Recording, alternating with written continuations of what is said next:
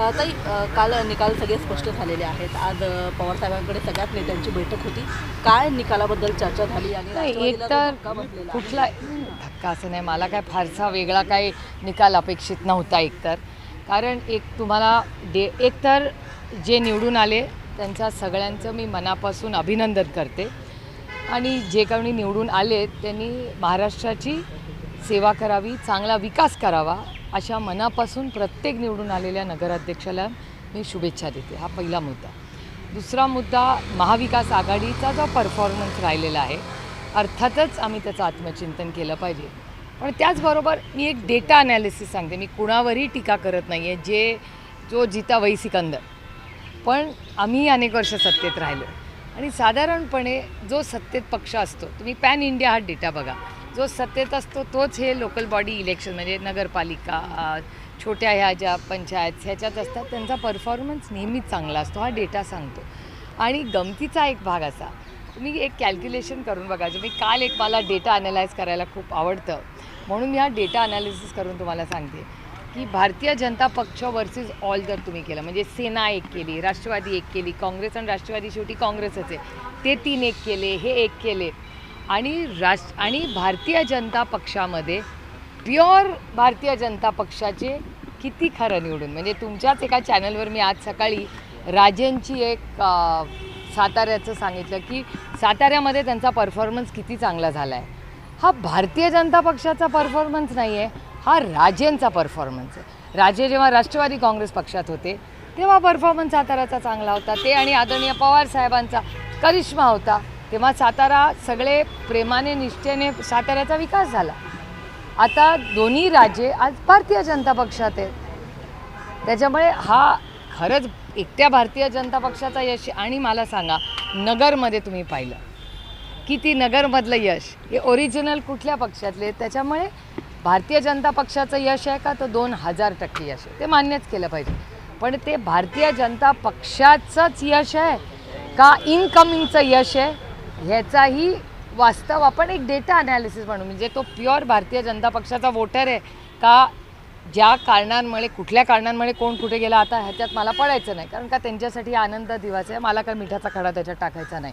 पण अनेक वर्ष जे वेगळ्या पक्षांमध्ये काम करत होते त्यातले त्या 124 झाले ना त्यांचे, 124 पैकी आधी सगळे काँग्रेस आणि राष्ट्रवादीमध्ये किती लोक होते याचा पण हिसाब थोडासा आपण सगळ्यांनी मिळून करावा, याची एवढीच माझी विनंती. अनेक आजी माजी नगरसेवकांचे पक्षप्रवेश भाजपमध्ये होतात, खास करून पुणे, पिंपरी चिंचवड आणि पुण्यांमध्ये झाले. परंतु जे मूळ भाजपची लोक आहेत ते मात्र या सगळ्या संदर्भात नाराजी व्यक्त करतायत आणि पक्ष कार्यालयाच्या बाहेरच आंदोलनाला बसतात. त्याच्यात काही मला गैर वाटत नाही, कारण का भारतीय जनता पक्ष जे ओरिजिनल भारतीय जनता पक्ष ओरिजिनल, त्याच्याबद्दल माझ्या मनात जरूर मतभेद आहेत, पण मनभेद कधीच नव्हते. कारण का अतिशय सुसंस्कृत पक्ष, अतिशय, आणि अगदी व्हॅल्यू बेस्ड तत्त्वाची लढाई ही भारतीय जनता पक्षाने लढलेली आहे. म्हणजे हरले तरी चालतील पण आपली तत्त्व सोडणार नाही, असा भारतीय जनता पक्ष मी जवळून पार्लमेंटमध्ये पाहिला आहे, असेंब्लीमध्येही पाहिला, आणि हीच त्यांची खासियत होती. पण आज तुम्ही असं नजर फिरवली भारतीय जनता पक्षावर तर असं वाटतं, आता काँग्रेसवाले, आता NCPवाले, आता असा म्हणजे ज्यांनी सतरंज्या उचलल्या, कष्ट केले, लाट्या काढल्या, ज्यांच्यामुळे आज भारतीय जनता पक्ष इथपर्यंत आहे, ते कार्यकर्ते नाही आहेत ना.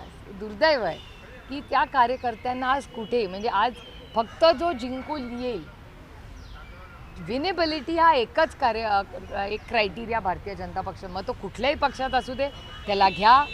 साम दाम दंडभेद हा माझा डायलॉग नाही आहे. इलेक्शन कसंही जिंका हा कुणाचा डायलॉग आहे तुम्हाला सगळ्यांना माहिती आहे. मग ठीक आहे, आता ही त्यांनी एक नवीन पद्धत सुरू केलेली आहे, एक नवीन मॉडेल महाराष्ट्राच्या राजकारणात आहे, आणि सगळ्या ज्या गोष्टी आहेत त्याचा एक कर्व आणि एक टर्निंग पॉईंट असतो. तो येईल, आज नाही, उद्या नाही, परवा. आता पालिका निवडणुकांची मोठी चर्चा होते. याच्यामध्ये पुण्यामध्ये, पिंपरी चिंचवडमध्ये दोन्ही राष्ट्रवादी एकत्र येतील अशी वारंवार चर्चा होत आहे. आजच्या बैठकीमध्ये काही याच्यावर नाही. हे बघा, चर्चा ह्या एका सशक्त लोकशाहीत होत राहतात.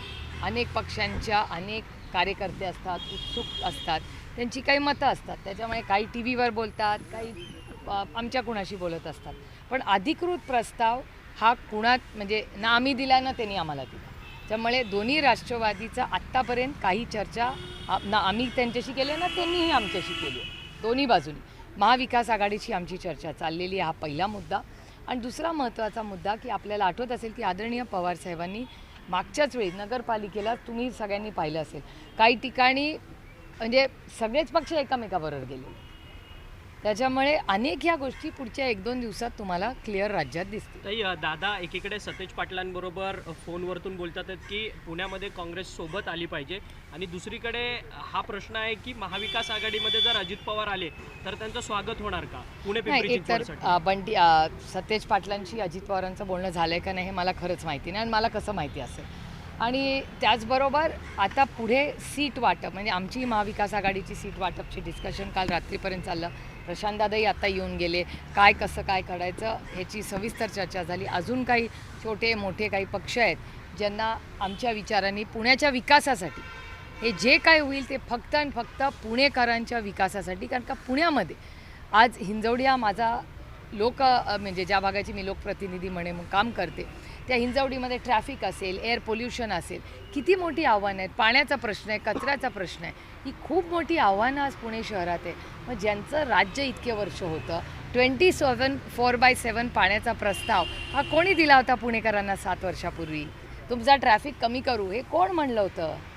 एअर पोल्युशनचा तर 7 वर्षापूर्वी विषयच नव्हता. काय परिस्थिती आहे आज? हिंजवडीतून रोज ते रेडवाला माझ्या फोनवर दाखवतो दिल्ली 500, आपलं हिंजवडी 350, 400 काय आहे. त्यामुळे ही सगळी जी खूप महत्त्वाचे विषय आहेत. इलेक्शन, मनभेद हे चालत राहतील पण आपल्या भागाचा सर्वांगीण विकास. एक मोठं आर्टिकल आत्ताच खरं तर मी वाचलं की या सगळ्या अर्बनायझेशनमध्ये या जगातली 2च शहरं आहेत ज्यांच्यात अर्बनायझेशनचा इम्पॅक्ट झालेला नाही. ते म्हणजे टोकियो आणि दुसरं म्हणजे शांघाय. मग हे भाषणापुरतं ठीक आहे, आम्ही मुंबईचं टोकियो करू हे करू पण रिअल इम्पॅक्ट या अर्बनायझेशनमध्ये विकास कामं ठीक आहे. मेट्रो आली चांगलं आहे. आमच्याही काळात मेट्रोचं काम सुरू झालं होतं, यांनी पूर्ण केलं, मध्ये आम्ही होतो. Governance is continuity. पण त्या कंटिन्युटीमध्ये खरंच सगळ्यांच्या आयुष्यात अर्बनायझेशनमध्ये बदल झाला आहे का? तर नाही. 11 वर्ष राजधानी त्यांचं राज्य आहे ना. काय परिस्थिती आहे दिल्लीची, काय परिस्थिती आहे मुंबईची? Most polluted city in the world म्हणून दिल्लीची ओळख आहे. त्याच लाईनीमध्ये मुंबई देखील आहे. पुणेही फार मागे नाही. मग या अर्बनायझेशनच्या यांच्या विकास गणितामध्ये हे सगळ्या प्रश्नांचं काय झालं? बेरोजगारी, भ्रष्टाचाराचे आरोप पिंपरी चिंचवड पुण्यात एकट्या मी नाही केलेले. मी तर विरोधक आहे, मी करणारच. पण मित्रपक्षही त्याच्याबद्दल बोलतात. जो कॅश सापडला जातो या सगळ्या गोष्टी तुम्हीच सगळ्यांनी चॅनलवर दाखवल्या. पण ताई, आता मुंबई महानगरपालिकेची निवडणूक राष्ट्रवादी काँग्रेस शरदचंद्र पवार कशा पद्धतीने लढणार? तो काँग्रेससोबत आमचा प्रयत्न आहे की महाविकास आघाडी म्हणून राज्यात सगळीकडे आम्ही लढावं. आमच्याकडून सगळे प्रयत्न चाललेले आहेत. सगळ्यांची चर्चा चालली आहेत. उद्या फॉर्म भरायचा प्रक्रिया सुरू होईल. त्याच्यामुळे मला असं वाटतं आज किंवा उद्यापर्यंत सगळ्या राज्यातल्या गोष्टी फायनल करून क्लोज करायचा आमचा प्रयत्न राहील. पुणे पिंपरी चिंचवडमध्ये अजित पवार गटासोबत जाण्यासंदर्भात चर्चा सुरू आहे का? कारण स्थानिक नाही, मला आत्ता खरं तर पुण्याचे काही लोक आले होते, त्यांनी त्याच्याबद्दल आहे पण डायरेक्ट फायनल प्रस्ताव आलेला नाही आमच्याकडे. तो आल्यानंतर स्थानिक लोकांच्या मनात जे काय असेल, कारण का हे लोकल इलेक्शन त्याच्यामुळे स्थानिक कार्यकर्ते, नेते, पदाधिकारी जे म्हणतील आणि त्या भागाची बरीचशी जबाबदारी अमोलदादा कोल्हेंवर आहे कारण का त्यांचाही मतदारसंघ पडतो. त्यामुळे त्यांचाही मत घेतलं जाईल आणि मग पक्ष निर्णय घेईल. ताई, अंजली दमनी यांनी आज पत्रकार परिषद घेतली आणि त्यांनी पार्थ पवार आणि शीतल तेजवानी यांच्यामध्ये झालेला 2021चा पॉवर ऑफ अटर्नी ही त्यांनी आज दाखवलेली आहे आणि त्यांनी म्हटलं की आजच्या पार्थ पवार यांच्यावर गुन्हा दाखल करा, नाहीतर मी उद्या पुण्यातल्या बावधन पोलीस स्टेशनमध्ये जाऊन त्यांच्या नावावर गुन्हा दाखल करून घेण्यासाठी आंदोलन. नाही, पण पॉवर अटर्नी जर दिली असेल तर ती ऑफिशियली दिली आहे ना. मग त्याच्यात म्हणजे मला त्यातला टेक्निकल अँगल कळला नाही. म्हणणं आहे की ही जी जमीन आहे, जी पार्थ पवार म्हणतात की फसवणूक करून ही सगळा प्रकार झालेला आहे, तर power of attorney Sheetal Tejwani यांनी पार्थ पवारांच्या नावे केलेली होती आणि मग पार्थ पवारांनी ती सगळी जमीन शीतल तेजवानींनी पॉवर ऑफ अटर्नी स्वतःची दिली. त्या जागेच्या संदर्भातली जेवढी पॉवर ऑफ अटर्नी होती लोकांकडनं त्यांनी आधी मिळवल्या आणि मिळवल्यानंतर त्यांनी त्या पार्थ पवारांकडे दिली. I see. आणि ती त्या जमिनीशी संबंधित सगळे निर्णय घेण्याचे अधिकार त्यांनी पार्थ पवारांना दिले आणि मग पुढे पार्थ पवारांनी ते सगळे असं डॉक्युमेंट आहे. मला असं वाटतं हे डॉक्युमेंट ती जी इन्क्वायरी चालली आहे ती काहीतरी 1 महिना झाला आहे आणि काहीतरी एक्सटेन्शन दिलं आहे. तर मला असं वाटतं म्हणजे मी यातली तज्ज्ञ नाही त्याच्यामुळे मला असं वाटतं की ही जी काही कागदपत्रं आहेत ती त्या कमिटीने आपल्याला गाईड करावं की काय, कारण माझी अपेक्षा आहे की ती कमिटी जी आहे ती माननीय मुख्यमंत्र्यांनी स्थापन केली आहे ह्याची पारदर्शक इन्क्वायरी होण्यासाठी. आणि जर अंजलीताईंकडे काही वेगळे डॉक्युमेंट्स असतील तर जरूर त्यांनी ते कमिटीलाही दाखवावे.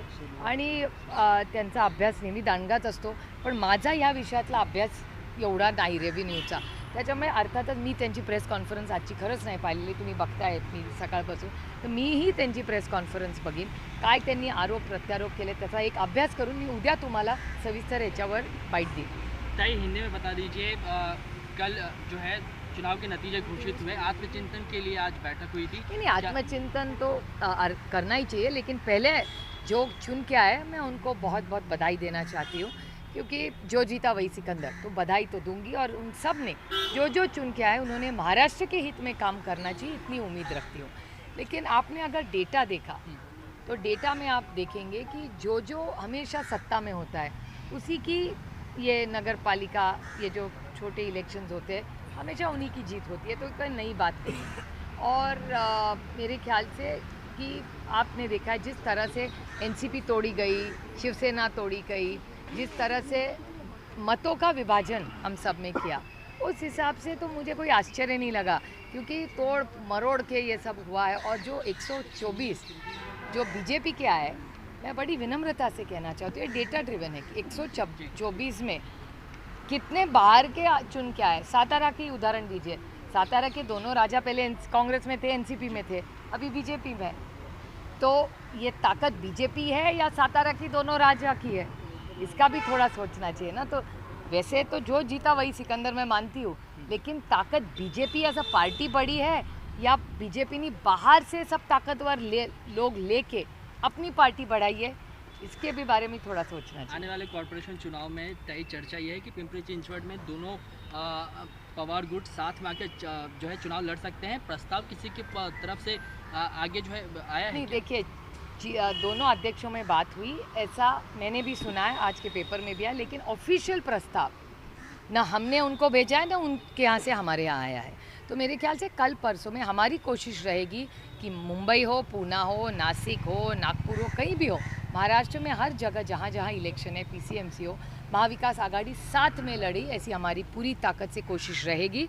और इसके बाद अगर दूसरे भी कुछ सुझाव आए तो we are open to discussion. तो मेरे ख्याल से आज और कल का दिन दे दीजिए, कल से फॉर्म भरना पड़ेंगे, तो आज और कल में पूरा राज्य का जो भी निर्णय होगा वो स्पष्ट है। ताई, मुंबई के लिए क्या ब्लूप्रिंट है? ऐसा इसलिए क्योंकि संजय राउत ने अभी कुछ ही देर पहले ये डिक्लेयर किया है कि बातचीत शिवसेना और एमएनएस के बीच में जो है लगभग पूरी हो गई है। कल औपचारिक ऐलान कर दिया जाएगा गठबंधन का, ये तय हो जाएगा कि ठाकरे? बिल्कुल, मैं तो उसका स्वागत करती हूँ कि अगर दोनों मनसे और शिवसेना साथ में लड़ना चाहती है तो अच्छी बात है।